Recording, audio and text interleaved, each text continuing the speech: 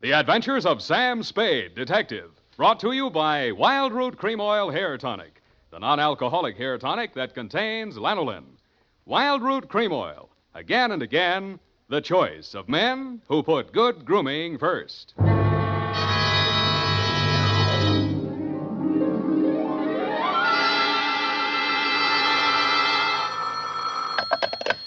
Sam Spade Detective Agency. Are you still there? I believe that interpolation is hardly rhetorical, Mr. Spade. To what have you been up, if you'll pardon the expression?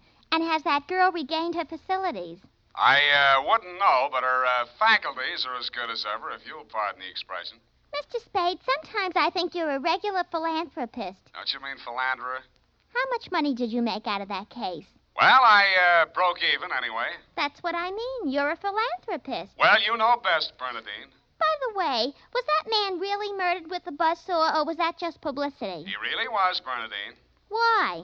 There just happened to be one lying around. Oh, I don't mean that. Why was he killed? For the wheel of life. Oh, You're not going to ask what that is? some curio, no doubt. Listen, Bernadine, the wheel of life is, Oh, well.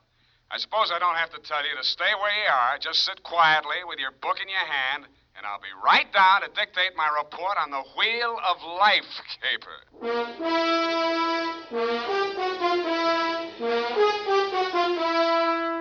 Dashiell Hammett, America's leading detective fiction writer and creator of Sam Spade, the hard-boiled private eye, and William Spear, radio's outstanding producer-director of mystery and crime drama, join their talents to make your hair stand on end with the adventures of Sam Spade. Presented by the makers of Wild Root Cream Oil for the hair. Come on, mister, give the gals a break. Treat 'em to a look-see at a really handsome head of hair. Neat, well-groomed hair, the way yours is going to look when you spruce up with Wild Root Cream Oil Hair Tonic. Famous Wild Root Cream Oil grooms your hair neatly and naturally, relieves annoying dryness, removes loose, ugly dandruff. So, how about it, men? Why hold off any longer when now's the time to get Wild Root Cream Oil Hair Tonic? Again and again, the choice of men who put good grooming first. And now, with Howard Duff starring as Spade, Wild Root brings to the air the greatest private detective of them all in the adventures of Sam Spade.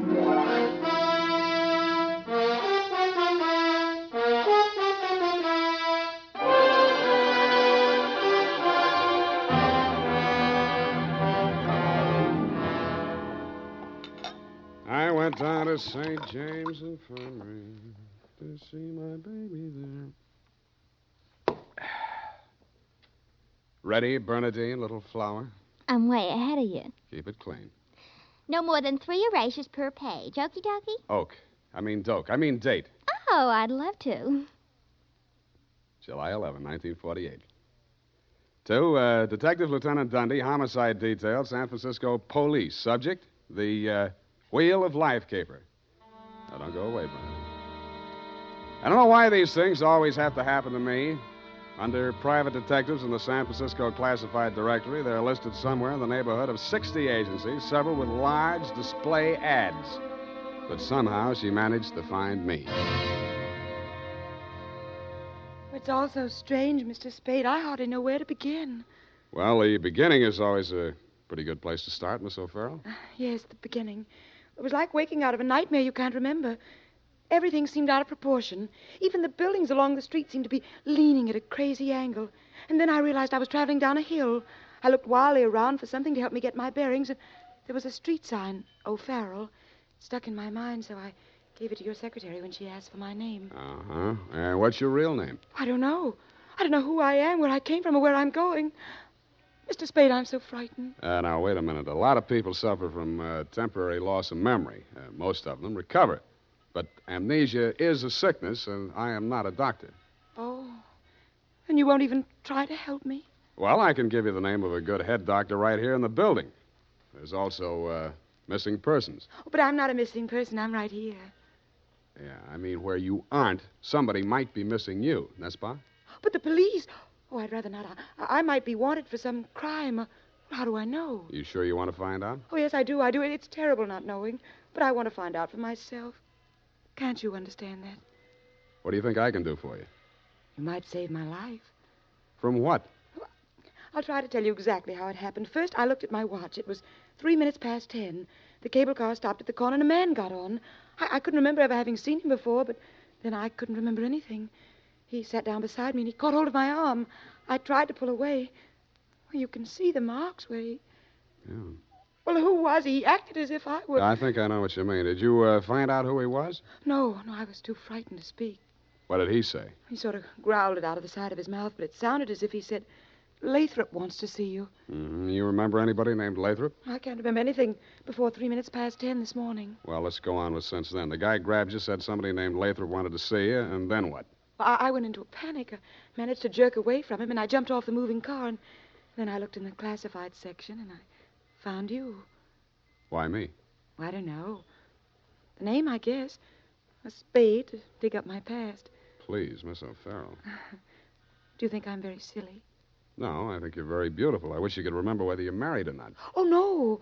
Well, at least I have no wedding ring. What have you got? I mean, besides what's visible. Well, I couldn't find much of anything. I went over my clothing. There don't seem to be any marks of any kind. Oh. Well, you got any money? Well, a little over $300. Let's have it. The purse, too. All right. Uh-huh. Lipstick, aspirin, bobby pins, Kleenex. Nothing here. They couldn't have been bought in any drugstore. Powder. Hey, what kind of powder is this? Then there was this in my coat pocket. Match folder. Sailor's Rest Bar, Hotel Calcutta, 1100 Embarcadero. Little number written inside. 120. What's that, a room number? I don't know. My purse, you have to destroy it. Here's $10 of your own money. Buy a new one. Wow. Did you find something? Coin, Chinese bit. Good luck piece, probably sewn in by whoever made it, maybe in China. That ring any bells? No. No, I'm afraid not. Shoe. What? Your right shoe. Let's see it. Take it off.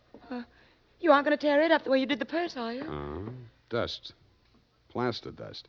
Is that a clue? I don't know, is it? I'm not a detective. Well, you are in this case, baby. If it doesn't mean anything to you, it doesn't mean anything. Oh, it doesn't. That's everything. What am I going to do? Well, let me see. First, we better give you a name. Oh, Farrell's all right. You look like, Lana would do, but, no, that's in use. How about Poppy for forgetfulness? Poppy O'Farrell. That's a funny name. Oh, you think so? Huh? I think I like it. You do? I think I like you, too.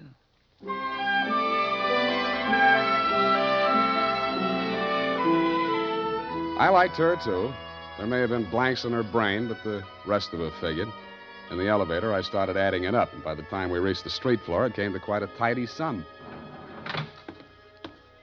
Where are we going, Sam? Far, I hope. But first, we're going to find you a place to stay. Oh, yes, we must be practical. No use overdoing it, huh? Oh, no, Sam, I didn't mean... Wait, What's the matter? You remember something? that man, the one who followed me this morning, he's standing right out there waiting. The one in the straw hat leaning against the newsstand? Yes.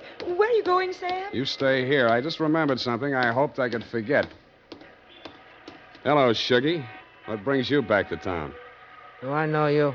That doesn't matter. I know you. The name you were using when you blew this town was Shuggy Bellows. You wouldn't take the risk of showing your face here again unless the caper was worth it. You got a big nose. Keep it clean. You've been tailing that girl all day. Why? Dame? What dame? Who's Lathrop? I don't remember. Okay, I'll give you a chance to think it over. Hey, officer! You dirty shamus yelling No, cop. no, you don't. Come here. Here, now, what's going on here? Break it up. Oh, Mr. Spade. Is this fella giving you trouble now? Yeah, what kind of a beat are you pounding here, Clancy? Letting a cheap grifter like this walk around with an armpit full of gun? Or are they handing out permits to characters like these these Well, days? now, how about that, son? Have you a permit now? And a goop copper. Oh, so one of them clever lads he is. Well, come along, me bucko, before I lose me temper and give you your lumps now. Stout Okay, fellow. I'm coming. That's better now. Much obliged, Mr. Spade. I'll pay you for this, shamus. And a goop to you, too.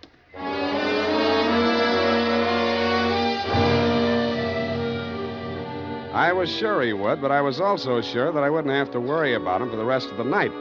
I checked Poppy O'Farrell in at the Belvedere, locked her in her room, and told Tiny Stover, the house dick, to keep an eye on her. When I left him, he was, and he seemed to be enjoying his work.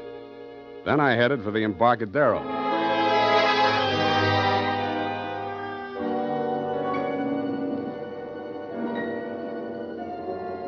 I found the Hotel Calcutta, but I couldn't find the lobby.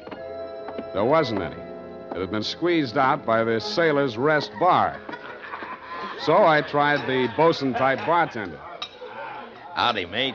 You got business aboard? Yeah, where do I find the purser? Hey, went ashore. All the officers went ashore except the janitor. He's passed out in his bunk. Oh? How about the passengers? You're in the thick of them right now. They spend most of their time and their money right here. Which one belongs to 120? You a dick? Yeah, but I got $10. Well, what I can tell you ain't worth it, but thanks anyway. He stayed in this cabin. I only saw him at once. That's when he went ashore. I says to the deck steward, that's room clerk to you, who's a general. He says, name of Korolenko. I noticed him because he was a real creep, see? 6'4", a solid brass. His head stuck up in the air, and he didn't move nothing from his stern to his shoulders. A real Frankenstein. Do I keep it then? Yeah. Do I get a look at his room? Yeah, sure. Go ahead. Who's stopping you?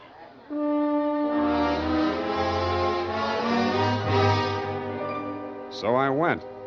Nobody stopped me until I opened the door to 120.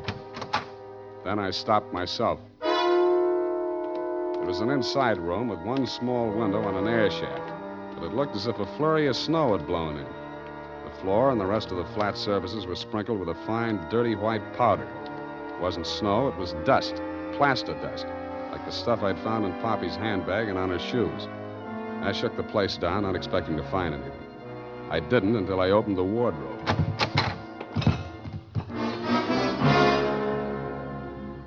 It was the body of a well-dressed ship surgeon, but his uniform was rumpled, torn, and bloodstained. From the look of him, his throat had been cut. I wondered if Poppy would be able to jog her memory that far back. When I found the murder weapon, I hoped she couldn't. I really did. It was not a knife. It was not even a razor. It was an electric buzzsaw. That tore it.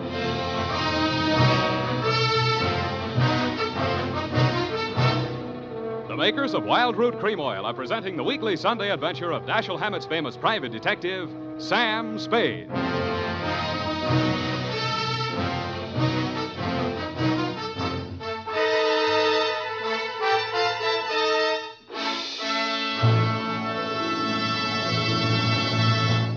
If you want the well-groomed look that helps you get ahead socially and on the job, listen.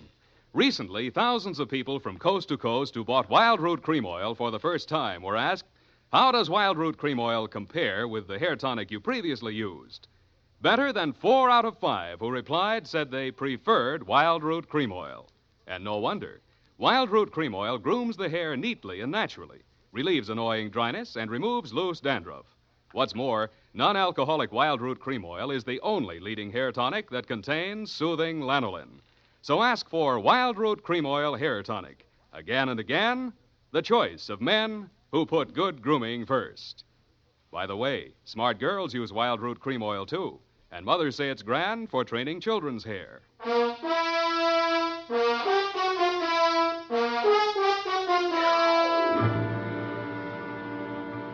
And now, back to the Wheel of Life caper. Tonight's adventure with Sam Spade.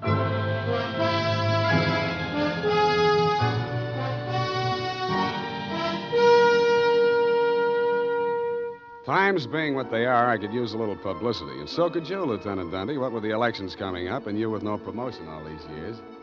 This one time, I got it instead of you and wished I hadn't.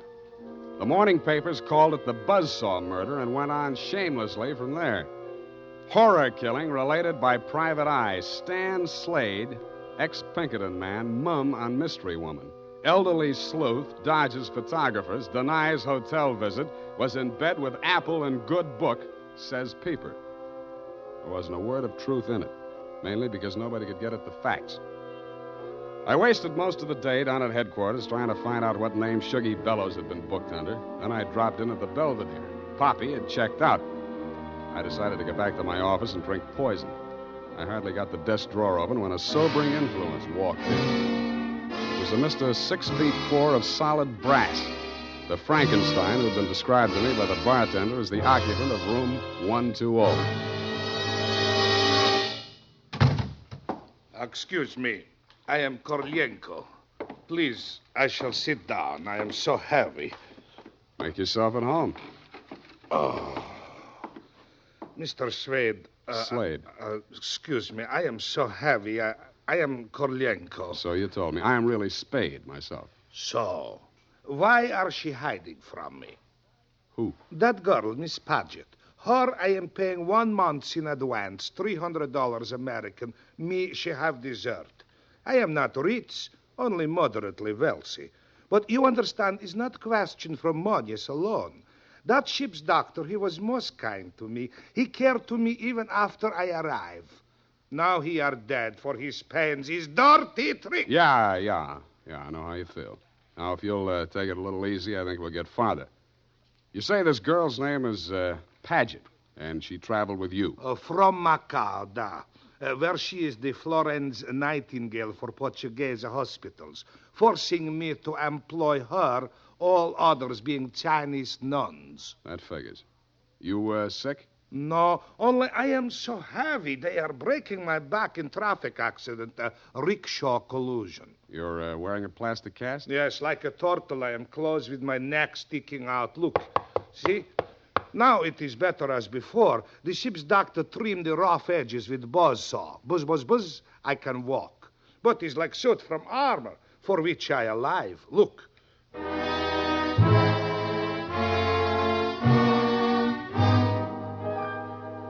I looked again where he opened his shirt front, exposing the gray-white shell of plaster that surrounded his trunk from collarbone to hips. In a 6-inch circle over the left side of his chest, I counted 4 bullet gouges. I dug one of the slugs out and examined it. It was .32 caliber.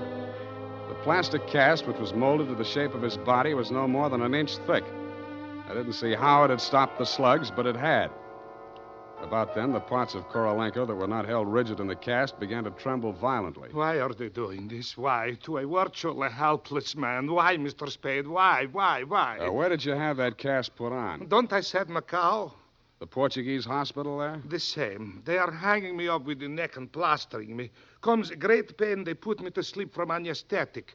I are waking up in ambulance arriving at shipboard. Why you wish I should tell you my operation? More important things we should be discussing. I think so, too. I think Miss Paget and her friends had something they wanted to smuggle out of Macau and into San Francisco, and you're it. Oh, excuse me. I am not comprehensible. Look, I mean, while you were out with the anesthetic, they planted the goods, whatever they are, in or under your cast. Oh, that is why I am so heavy. The wheel. The what? The wheel. Look, I show you.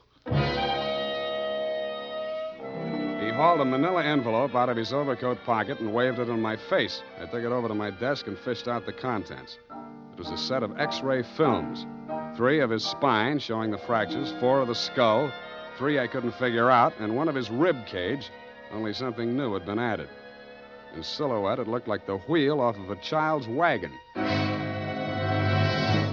What is it, this wheel? What to do? 6 months I must remain in this straitjacket. If I remove it, I die. If I keep it on, they kill me to get their smuggled. Well, you look to me like the luckiest man alive. That wheel, or whatever it is, saved your life by stopping 4 slugs. But still I shall die. How shall I die? When shall I die? Your best advices, please. Korolenko, I think you better die right now. Excuse me? It's the only safe place for you. The morgue.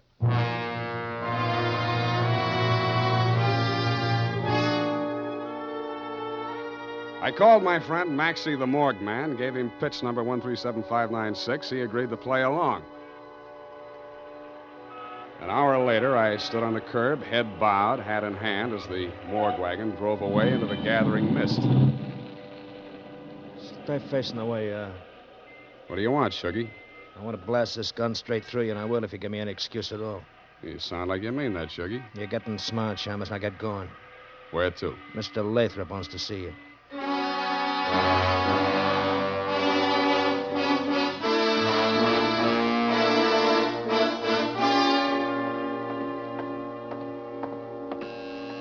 Oh, yes, coming. Ah, Shuggy, dear boy, you've not failed me this time. This will be the fabled Mr. Spade, eh? Come in. Ah, sit down, Mr. Spade. We'll talk. Tell your Gunzel to get that pistol out of my ribs. Oh, yes, indeed, Sugar. You mustn't overdo it. And get him out of here. I'm tired and nervous, and my price goes up $1,000 every minute he's in this room. When I get to 10,000, I kill him. Then the price jumps to 100 to take care of me on a murder rap. I should ought to plug you downstairs. Come, Sugar. Don't be ungracious. You wait in the other room now. Okay, it's your party. I get mine later. Oh, dear. His bite's much worse than his bark, Mr. Spade. Don't start boring me so early in the evening. I came here to talk about the wheel. Oh, so you know about the wheel. I do better than that. I've got it. That may well be, but do you know what to do with it? I got two possibilities. I can turn it over to the cops and you with it, or I can sit on it until it hatches. A quaint conceit, sir. Round and round the little wheel goes, and where it shall stop, nobody knows. That's where you're wrong. It stops right here. So you better start placing your bets. Just what do you mean by that, sir? There's part of it. What is it? It's one of the slugs your Gunzel threw at Korolenko. I got 3 more just like it that I dug out of him before he was carried to the morgue. Well, an advantage, I'll admit, but hardly worth your while to take advantage of. Don't be too sure of that. Just how much do you know about the wheel? So far, it's been worth 2 human lives to you at the risk of your own. That tells me all I need to know. Oh, no, not quite. Men have been killed in hold-ups for a few paltry sovereigns, but the wheel is a horse of another color. Let's not change wheel horses in midstream, Mr. Lathrop. Yes. You must understand that the wheel has no absolute finitive value. Monetarily speaking, the British Museum might pay close on to £5,000, hot as it is, for the privilege of returning it. Occidentals aren't the puka sahibs that they once were in the Orient. The theft of the wheel, if countenanced by the Western powers, would have most grave consequences. Most grave. Are you attending, sir? Wake me up when you get to the point. Well, the point, sir, is this. That little wheel of gold, is the wheel of life, which the Buddha himself is said to have received into his hands from paradise. Now, given such a relic, a few old Buddhist monks can set up a shrine which, even in the most miserable surroundings, can attract enough pilgrims to outgross Radio City, Madison Square Garden, and Miami Beach in season. To say nothing of Hialeah. Yes, quite. In short, we propose to act as booking agents for the wheel on a royalty basis with a percentage of the house. Mm-hmm. Why did you bring it to San Francisco? But good gad, sir. Were we to bargain in the Orient, we should be hacked to pieces in our beds. I'll settle for a lump sum and let you do the bargaining. And your price, sir? We can talk money later. First, I got to give the cops somebody for the doctor's murder and for Korolenko. Uh-huh. Well, that ought not to be too difficult. When may I expect delivery? I'll check on it. I went down to St. James Infirmary. City morgue. Maxie, Sam Spade. Yeah, Sammy. Deal's okay. Send it up. The address is... Sam, wait. Yeah? Sam, he ain't here no more. What happened? Somebody claimed him. A girl. Said she's his daughter. What did he do? Went on playing dead like you told him to. Maxie, where did she send him? Avalon Mortuary, corner of Lynch and Haight. Okay, by the way... Yeah, Sammy? Maxie, put some clean sheets in that morgue wagon, size 16. I may be your next passenger.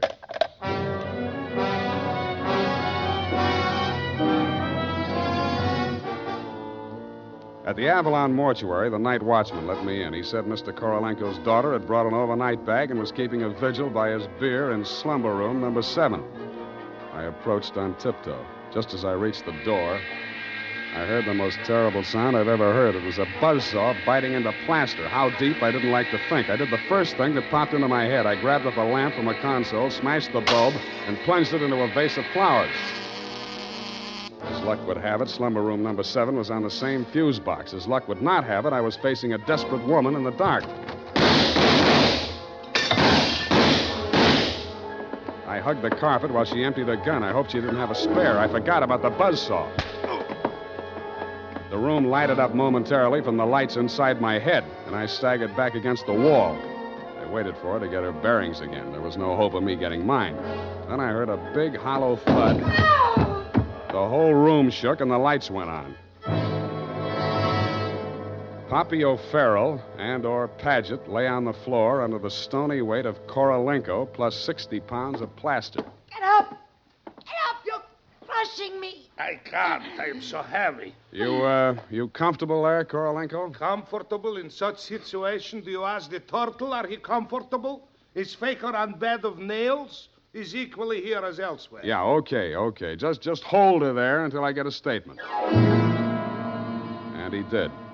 Item, statement by the aforesaid. It was like waking out of a nightmare you can't remember. Everything seemed out of proportion. That was Even her the buildings story, along and the I streets had to admire the way she stuck to it. But if you keep trying, I'm sure she'll get back enough of her memory to confess that she planted the wheel of life in Korolenko's turtle shell when she decided to double-cross Shuggy and Lathrop. They never tumbled to her hiding place. They were gunning for Korolenko because they thought Poppy was working with him, which was true in a way, but not the way that they thought. That's why they tortured the doctor in an effort to learn Kay's whereabouts. I understand your boys have picked up the rest of the trio, and they can tell you everything except why I conceived the brilliant idea of having Korolenko play dead. Between you and me, amnesia's a handy little gadget to have around, Dundee. I'm trying to draw a few strategic blanks myself. Period. End of report. Pardon me, Mr. Spade. Yes. There are just a few little coincidentals that I do not find entirely reprehensible. Such as? Well, I don't want to appear lucid or anything of that type. Believe me, you doesn't. I mean, don't it? Oh, you say the sweetest things. But it's about the wheel. Oh, yes, the wheel. Well, I'll tell you what you do. You type that up. I've got a call in about that now.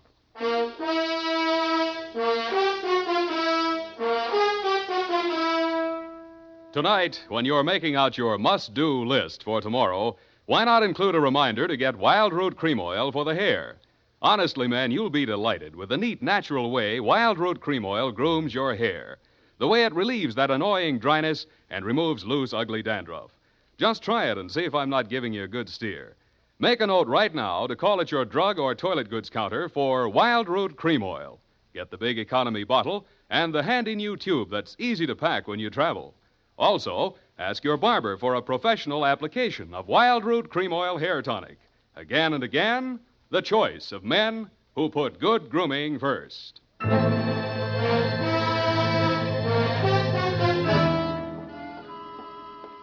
you ascertain the lowdown on the Wheel of Life? I certainly didn't. No, we won't know about that for 6 months. Because definitively, I mean definitely, that plaster cast has to stay on him. Doctor's orders, you know. Oh, but I won't be here 6 months from now. You can say that again. But I won't be here 6 months from now. Stop repeating yourself. But you just said you can say that again. Yeah. Just as distinctly as if I was sitting here. Uh-huh. That's what I like about you, Bernadine. A woman of distinction. That's what you are. Well, if you want to take me dancing, why don't you just say so? Bernadine. It's leap year, and I always say discrimination is the better part of value. You are absolutely corrupt.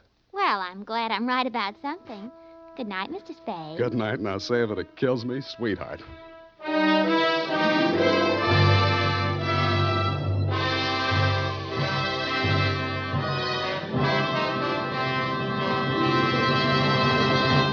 The Adventures of Sam Spade, Dashiell Hammett's famous private detective, are produced and directed by William Spear. Sam Spade is played by Howard Duff.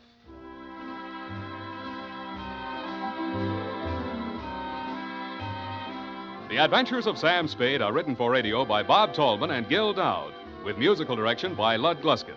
Gil Dowd directed tonight's broadcast in William Spear's absence. Join us again next Sunday for another adventure with Sam Spade, brought to you by Wild Root Cream Oil. Again and again, the choice of men who put good grooming first. This is Dick Joy reminding you to get Wild Root Cream Oil, Charlie. It keeps your hair in trim. You see, it's non-alcoholic, Charlie. It's made with soothing lanolin. You better get Wild Root Cream Oil, Charlie. Start using it today. You'll find that you will have a tough time, Charlie, keeping all the gals away. Hiya, Baldy. Get Wild Root right away. If you're thinking of volunteering for the U.S. Army or Air Force, here's a word of reassurance. As an Army and Air Force man, you'll become a skilled professional in a specialized field. The training you get will always be useful, not only in military, but in civilian life as well. This is CBS, the Columbia Broadcasting System.